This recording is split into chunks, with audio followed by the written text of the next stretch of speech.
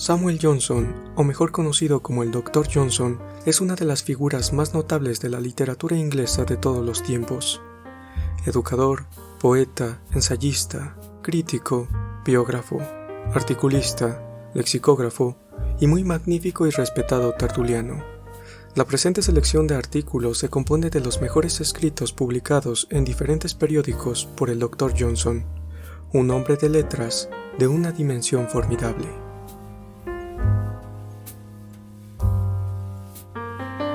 Libertad de expresión, número 23, martes, 5 de junio de 1750. Que todo hombre ha de ajustar sus acciones a su propia conciencia, sin prestar importancia a las opiniones del resto de la humanidad, es uno de los primeros preceptos que dictan la prudencia y la moral. Es decir, que no solo avala la razón, la cual ordena que los dones del cielo no se dejen caer en desuso,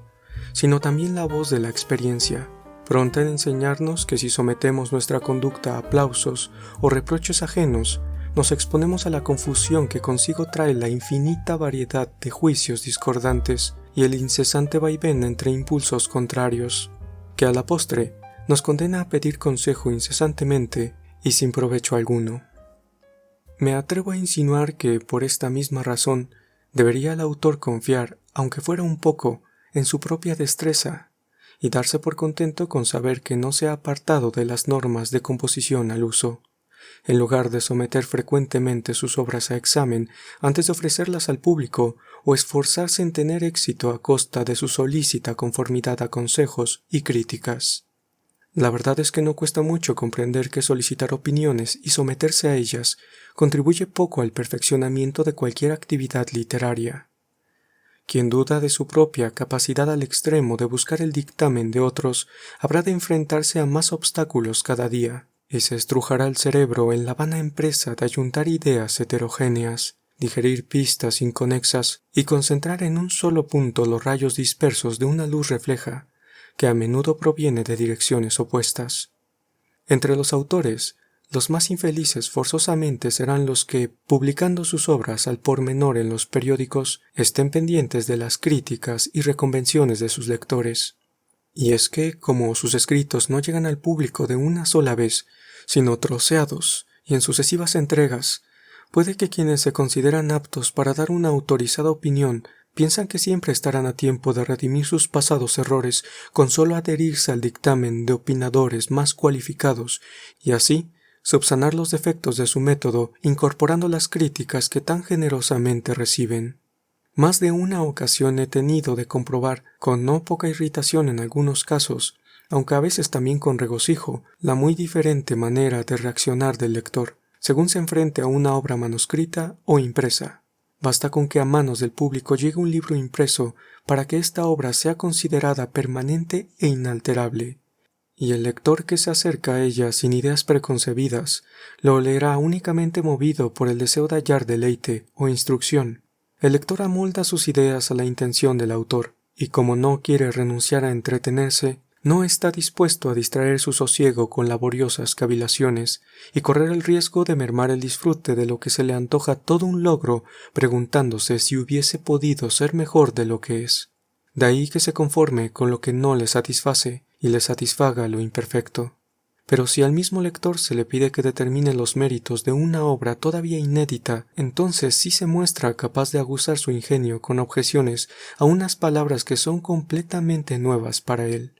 Todos los poderes de la crítica acuden en su ayuda, y de su memoria rescata las nociones de buen gusto y gracia, pureza y delicadeza, géneros y unidades, vocablos que hace tiempo pronunciaron quienes sabían lo que querían decir, pero que desde entonces retumban como un eco distorsionado y solo sirven para añadir más confusión al mundo al pasar de boca a oreja entre los pedantes.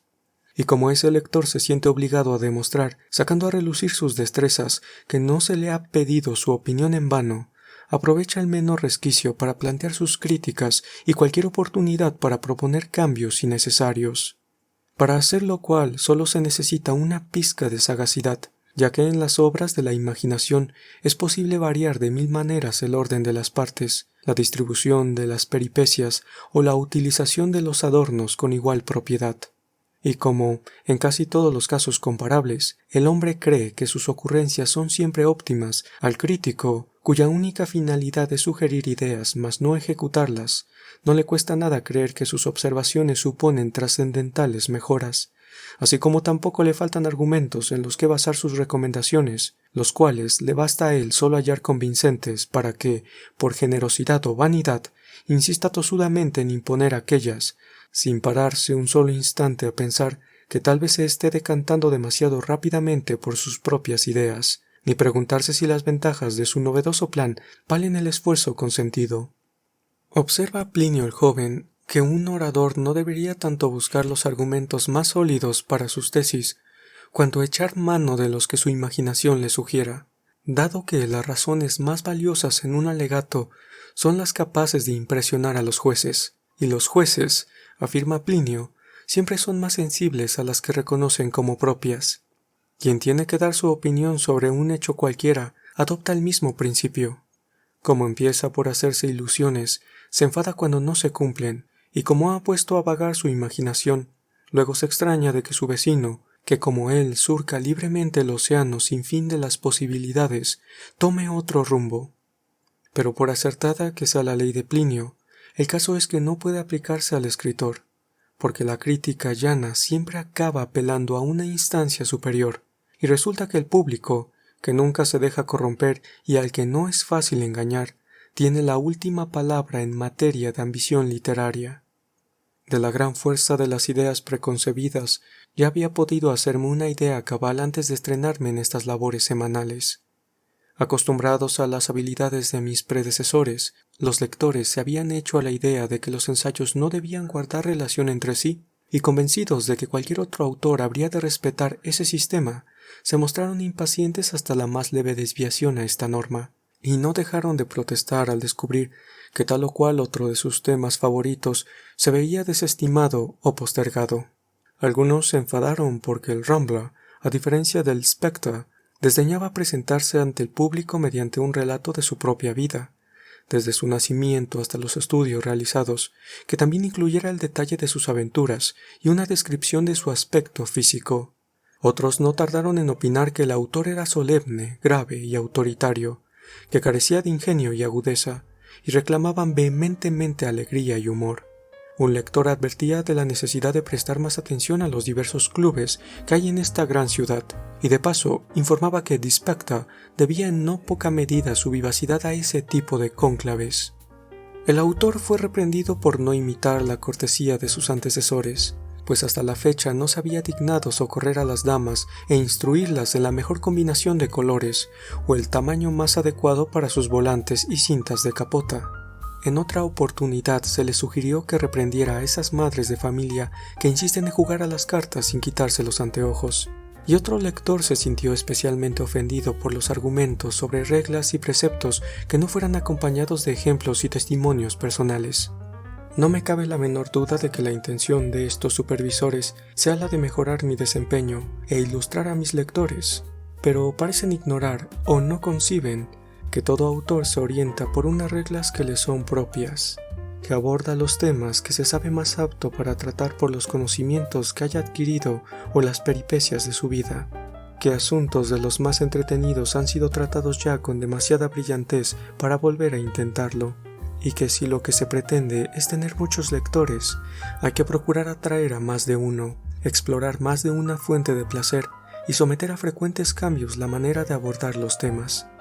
Es inevitable que me vea a mí mismo rodeado del tumulto de las críticas, como un barco en medio de una tempestad poética, sacudido por vientos contrarios y azotado por olas que vienen de todas partes, al que sin embargo mantienen a flote las discrepancias de sus agresores, cuyas generosas inquietudes contribuyen en buena medida a poner a salvo. Si las opiniones de mis censores hubiesen sido unánimes, tal vez hubiera cedido en mi determinación, pero al verlas tan contrarias, considero que puedo, sin escrúpulo alguno, permitirme desatenderlas y aspirar a ganar el favor del público siguiendo el curso de mi propia razón y entregándome a los caprichos de mi imaginación.